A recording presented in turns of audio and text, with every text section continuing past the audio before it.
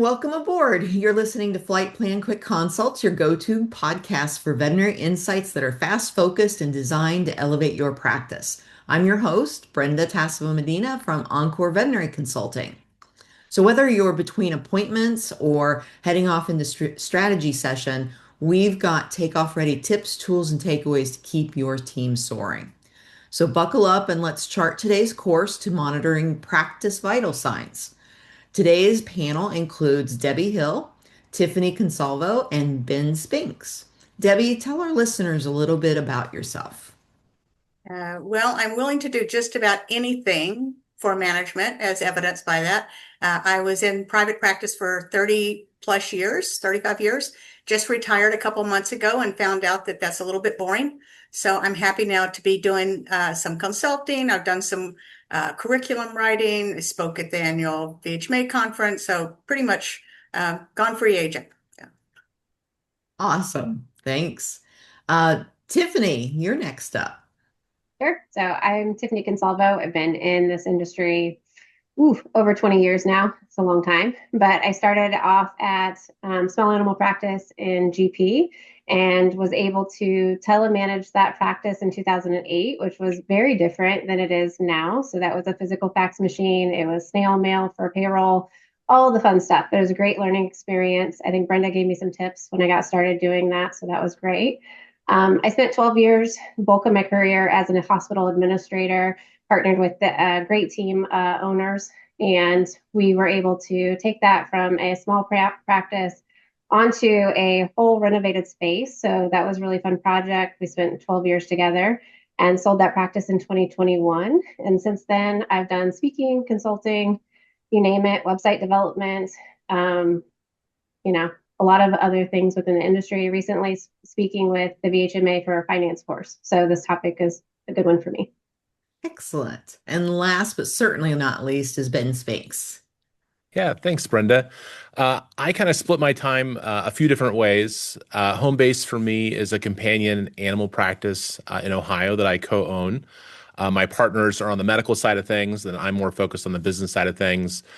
We have the traditional GP practice, we have a pet resort, and we're currently building a referral veterinary surgery and dental center all on the same campus. And then the other main thing I focus on is Vetios. So that's a video production company that focuses on the veterinary vertical, and we're based out of Colorado. Awesome. Let's start with Tiffany.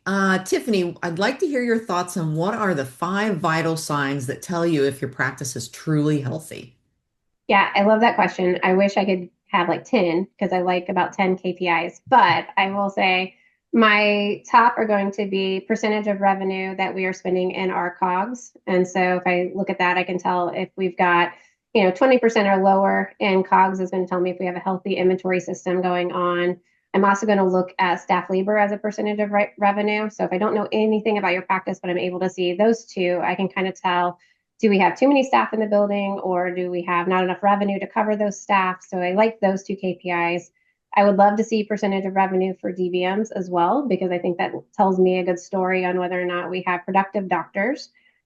Then if I'm looking at it from a consulting standpoint, I want to say service mix, because I want to know, do we have a 80-20 split for services to product ratio for my GP side?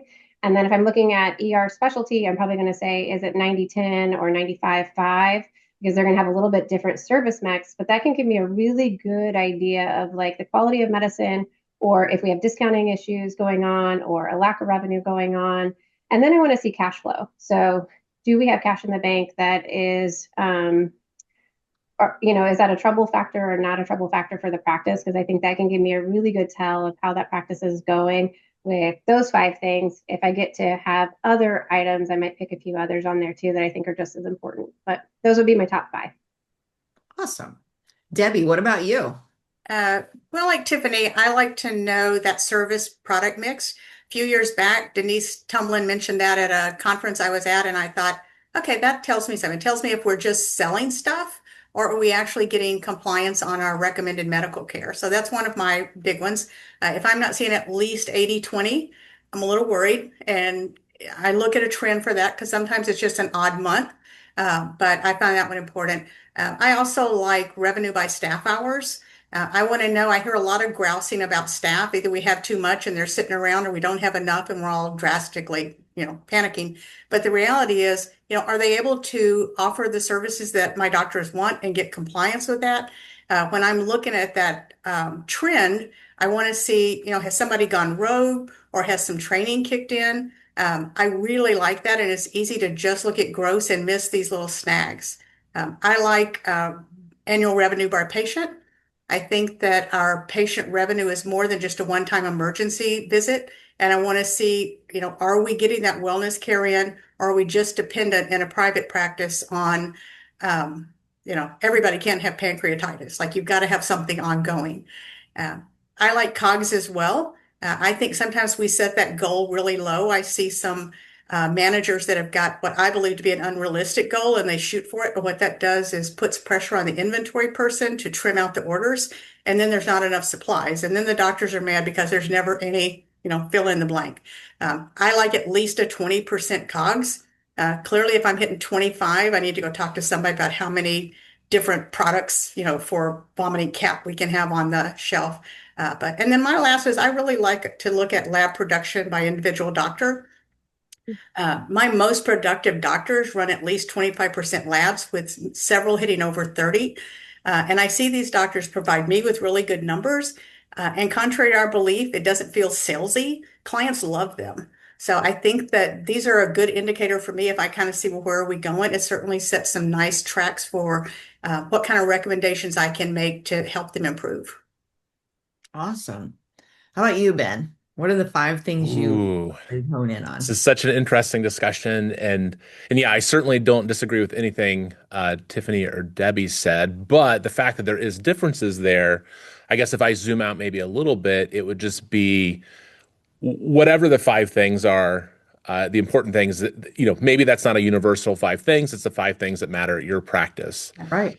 And I know for us, in my practice over the years, that focus has shifted, depending on what we're prioritizing or depending where we feel like we need to focus our attention. Also, kind of maybe taking a little bit different approach. When it comes to human biology, you might have, okay, you have the circulatory system, you have the respiratory system, you have the neurologic systems. There's a lot of different things that could go into each of those. For me, if we look at maybe a little bit broader scope, I think metrics around team stability, engagement, and behavior are going to be important. That could be engagement surveys, psychological safety, eNPS scores, so something in that realm. Client trust and behavior, I think, would be another bigger bucket potentially. So we're thinking that could include things like compliance and forward booking rates. It also could, be client survey results, online reviews, things along those lines. Touching on what, yeah, was already mentioned, staffing and operational efficiency, I think is hugely important. So staff to doctor ratios, revenue per staff hour, anything in that realm. And probably the other, big one, and this is probably the broadest, and historically the ones I gravitate to probably the most are just the financial health, which a lot of those were already mentioned. So whether it be top line revenue or EBITDA, COGS, looking at DVM by DVM, category analysis, all those could be, critically important depending on what the practice is kind of trying to accomplish. And at the end of the day, it's just not only what they want to prioritize on, but what data is going to actually be something they'll take action on, because I certainly, speaking for myself, have had lots of dashboards and data over the years, and that's great, and I love the way it looks. But if we're not using that to actually make decisions, it's just a lot of noise and not always beneficial. Yeah. Absolutely. And I think that leads into like, what do we do with these numbers? And Hmm. I think like my very favorite KPI, I don't think I heard anybody say it, but it's the revenue per unique patient on Hmm. a trend line year over year. Yeah. That just tells such a fascinating story in terms of what's happening in the practice. Have they had turnover? Are they communicating well? What's the staff training like? Are clients accepting our recommendations? And I think that if we look at things on a trend line, then we can actually see what's happening over time. And that may be something that sometimes we forget to do. It's like just spot checking numbers versus mapping it out.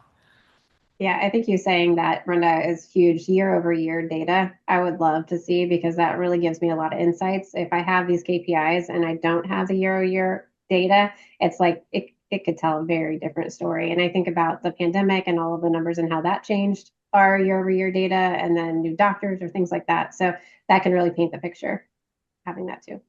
I agree with Tiffany. I think often what I see is people measure this stuff and we get, well, we're a little better now, but for several years, everything was about the benchmark and we're big on the benchmark. It's like, well, are you benchmarking to see what you're doing better or worse than your own practice? And then look to say, did we add or lose a doctor? Did we add or lose a key player in the front that's booking the appointments? So I think knowing that year over year trend and looking back makes a big difference when you're setting the goals for the next year. Perfect.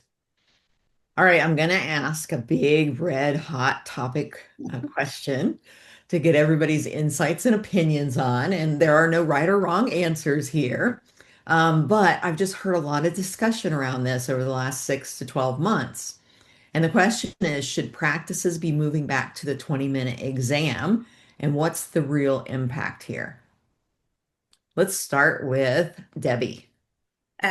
I like to go first because then poor Ben is stuck with whatever's left over, right? I think the time for the 20-minute exam is past. I think clients want veterinary care that feels like you're taking special time with their special pet. I'm seeing a couple of states getting on board with making pets as part of the family, and which is, been coming for years, but that's definitely something we need to consider. It cannot be transactional anymore. And I think the veterinary teams feel like that 20-minute goal is transactional and unrealistic. Our teams tend to see that as just pushing for the dollar instead of going in and having some time. Now, on the flip side of that, it can't take all day, right? I am not a fan of the 45-minute appointment. You're just killing time. And the 30 minutes seems to make the team think that the doctor needs 30 minutes. And I think we need to go back and set those tech and CSR expectations to say, here's your part. You get X number of minutes and then move it along. For the doctor to be out in the lab just waiting for the tech to finish their part is ridiculous. And I've seen that over and over the years. But, the goal is that you've got enough time and it feels relaxed enough that you get to know Rusty and not just patient number 3259, but not so much that our busy clients have got their whole day, sucked up into at what should have been 20 minutes and is now an hour. So I think 30 minutes feels better to me. Okay. Ben, what are your thoughts on this? I I think where I'm at is more of a hybrid approach, and this is certainly through the lens of my practice, but also talking to a lot of others. At the end of the day, what really matters is the client experience, and how much time is quality time with the doctor, because or nurse, depending on the type of appointment. But thinking about the last time I went to my primary care, for my health, she spent a lot of time, typing on the computer and looking for things and not really focused on the conversation. There was a lot of busy work involved. In contrast, it's like if we can leverage some of the new tools out there, if we're using AI transcription or if we have, in the room scribes, there's a variety of ways to approach that. But I think that if doctors could have, 10 or 15 minutes with really, really focused attention on the pet and the client and engage with them, that's what really matters from the client's perspective. So I think that allowing doctors to kind of find the right path for themselves, and obviously helping them be efficient, instead of saying, hey, we're all going to do 30s or we're all going to do 20s, seems to be a better fit for us. Also, you have some variability on the type of appointment. So I know a lot of practices are moving in that direction where, okay, a new client or new patient appointment is going to look like this versus just a booster versus a sick appointment. So I think having your systems built out so that you can have some variability and flexibility makes a lot of sense right now. But I do never want to lose sight of, hey, we're trying to be efficient, and I don't want that longer appointment time just to be a crutch for efficiency issues behind the scenes. Is that a 30-minute appointment because it's taking a long time to get the labs done or the meds, or it's because the doctor steps out of the room and then types up notes before going into the next one. So I think as long as that time's really being utilized uh, to support the client experience, I think either could be successful, but I do think we really need to focus on efficiency. And again, that's just my experience, but we've had a lot of opportunity for improvement there, I think.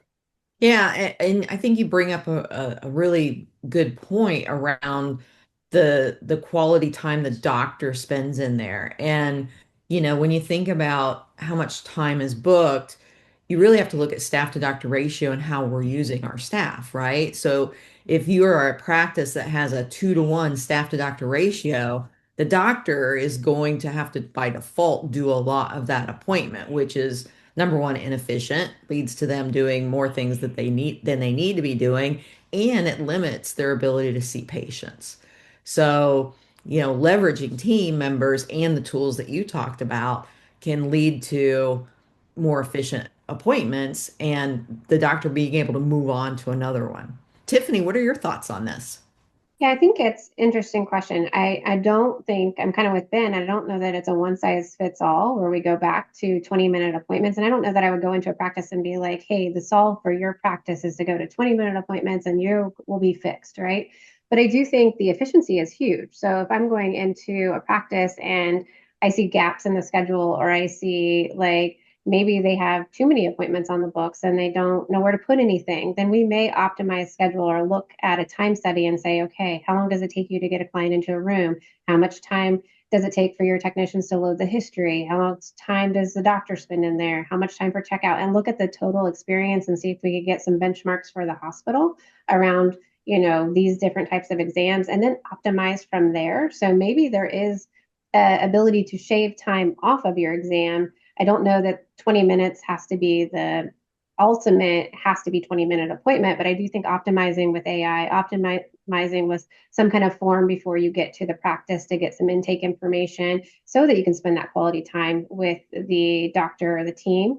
I also think communication plays a huge role into it, right? So if you have a doctor technician team or a hospital team that doesn't know how to communicate effectively with their clients, that experience either goes from a really good one or a really negative experience. And so I feel like making sure that you've got communication training on board, you've optimized your own schedule for what is best for your team. And maybe that means eliminating some of those big ass breaks in the middle. Like maybe that means like taking off, some of the way that you're scheduling, illness to wellness type of thing.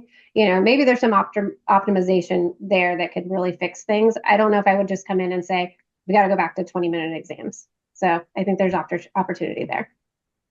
Well, and I think Tiffany touched on something, as did Ben, with the doctor communication. I think if our team has got a little bit of training in recognizing the client's needs, because just to have one thing go in here, say this thing to the busy client that's just wanting to get in and get out, they don't want that 45-minute relationship buildup. They want to know that you care and that you understand Lonergan's a special boy, but they don't want to sit there all day. And then the other hand is you've got retired people that you're their social outing for the month, and they want to come and make sure that you remember them and that they remember all the history of the practice. And so there has to be some recognition of the client's communication and personality styles and their history, and that the staff is trained to know how to shift when the need be. That's kind of my take. To give them a slap 20 minutes, I don't think that that's going to happen, but I also don't think it works to give them a slap 30 or 40 or whatever. Like there needs to be some kind of guideline that's functionally effective while still making it feel like I'm just here for you, Mr. Reynolds, whatever we want to talk about. Oh, and not look at the watch while you're doing it. I also think the purpose, right? It depends on the purpose of your hospital. So I've seen very efficient hospitals that run 15-minute appointments all day long. They're very high producing and the clients are happy with what they're getting from that practice and they're happy with the price of it. So I also think there's an ability to go less than, and some other people might be thinking you are crazy, but not every practice wants high touch in the same way. And so I think understanding the purpose of the practice, why you're there, what your differentiators are, can also be really valuable. So you can lean into that and then attract the clients that want that same thing. And so that might also be part of it. Yeah. think making sure to measure that client perception is going to be important too. So if practices are leaning towards shorter appointments or pushing the envelope a little bit, I think it's super important for them to have post-visit surveying set up, and framing questions that are going to solicit those types of answers. So, hey, if I've got a doctor doing 20-minute appointments, but I'm seeing client feedback that says, Dr. Smith, answered all my questions and I didn't feel rushed, I'm going to feel really good about that, and that I think really helps ensure that, our perception of the client's experience is aligning with what they actually experienced. When I think going back to Brenda's original comment on there's a lot of talk about the 20-minute, I think practices read this and think, okay, we must shift our whole, you know, way of doing things. When to Tiffany's night, there's a perfectly good market for shorter appointments, longer appointments. You need to know what your staff feels right, what your clients feel right by surveys, and also the ability to just read a client in the minute and think they usually like a lot of time, but they're kind of antsy. I need to wrap it up a little bit. So I think there's, we read one number and think that's what we've got to shoot for without any thought on whether those, 30 minutes are successful or 20 minutes or 15 minutes are successful for the practice. So I am a big lover of benchmarks. But I also think that there's some customization that needs to happen in every practice before you just jump on a new plan. I think the biggest differentiator we've seen in the past year is the AI scribe, the digital Mhm. scribe. And I think a big reason that practice has shifted from 20 minutes to 30 or even longer appointments was the amount of work that the doctor was putting into doing their medical records, right? And now with digital AI in place, I'm seeing teams finish appointments and go, wait a minute, we're done. Now Yeah, what? You yeah. know? And so I think when you find yourself in that situation, you should be asking yourself, do we have the right length of appointments? Mhm. And move towards, the purpose that you're there, which is serving your patients, because you don't want to limit that either. Yeah. Well, thank you all for being here today, and thank you to our audience for flying with us on Flight Plan Quick Consults. If today's insights helped you climb to new heights, be sure to subscribe, leave a review, and share this episode with your crew. Until next time, keep your mission clear, your team aligned, and your practice soaring.